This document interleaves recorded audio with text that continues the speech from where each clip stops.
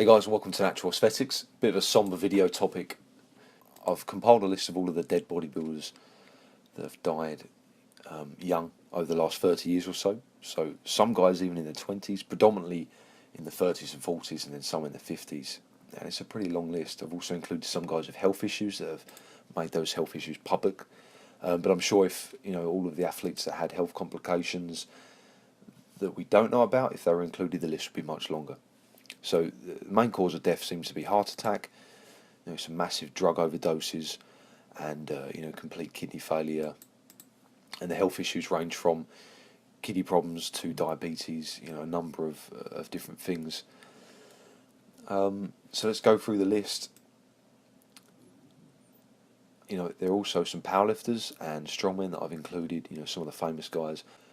If we delve deeper into the powerlifting scene, there'd be a lot more that I could add to this list. I don't really know much about powerlifting. If we included wrestlers, the list would be huge. It'd be much longer than this. It seems any sport where it's considered normal for the guys to use large amounts of steroids. Sometimes prescription drugs to deal with pain, painkillers, whatnot. And then some recreational drugs.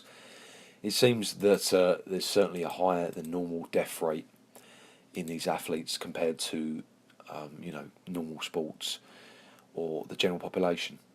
If we compare this to, say, football, for example, UK football, if we look at the deaths of elite level Premiership players over the last 20 years or so that have died young, the list would be minuscule compared to this list of bodybuilders and strength athletes, especially given the fact that there are so many more professional footballers than there are professional bodybuilders. So the percentages are way higher on the bodybuilders. So if we look at some of these athletes, you've got Mike Matarazzo here, famous guy from the 90s. Massive heart problems. Flex Wheeler, luckily still alive. A great physique, one of my favourites. But has ongoing kidney problems, only has one kidney, I believe. We've got Tom Prince as well, luckily alive. If we look at his physique, early on in his career, it was a great physique, small waist. However, as he got older, it started to become very blocky, blown out, clearly overdoing the steroids and hormones. And he paid the price, massive health problems. If you look at his physique here, a few years later, it looks like his stomach's just been blown out. It's crazy.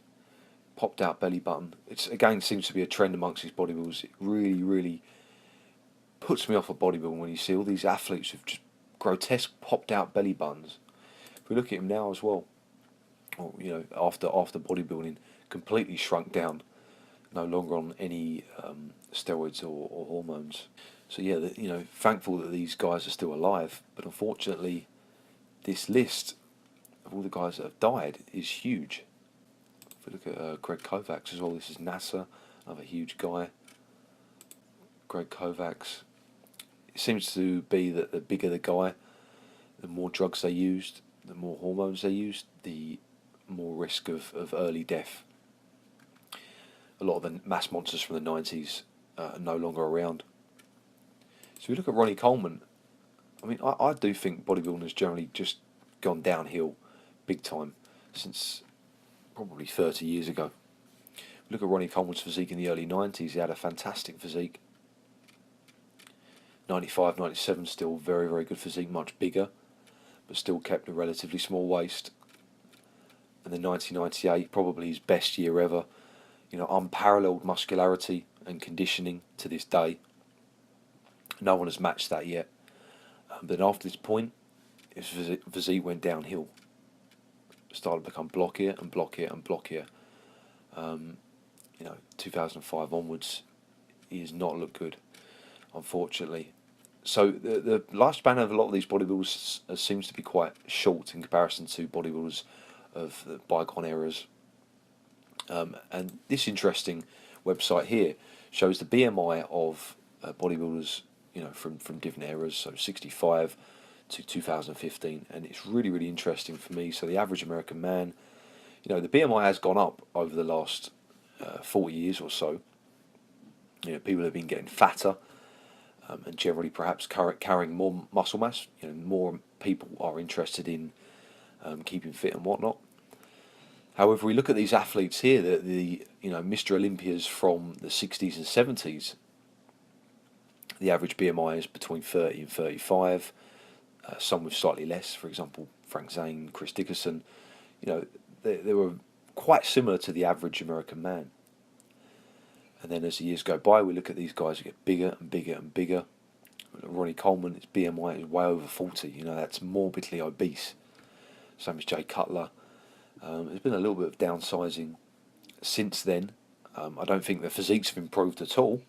These guys aren't quite as big as some of the mass monsters from the late 90s and early 2000s. But yeah, just really interesting to see that. My BMI currently is 26.8, which is very, very slightly overweight. When I'm in condition and doing competitions, that's going to be way under 25. To have a BMI of over 40 when you're carrying no body fat whatsoever is just obscene. That's crazy. And it's no surprise that a lot of these guys have health issues. Sometimes I think you're genetically gifted as well in terms of dealing with steroids and hormones and stuff. Some guys don't seem to be as affected as much as others.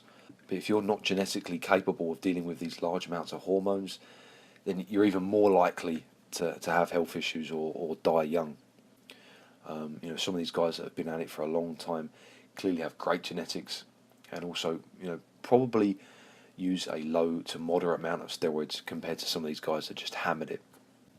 So I hope it was interesting, a little bit somber, I know, but I do think some awareness needs to be brought to this subject.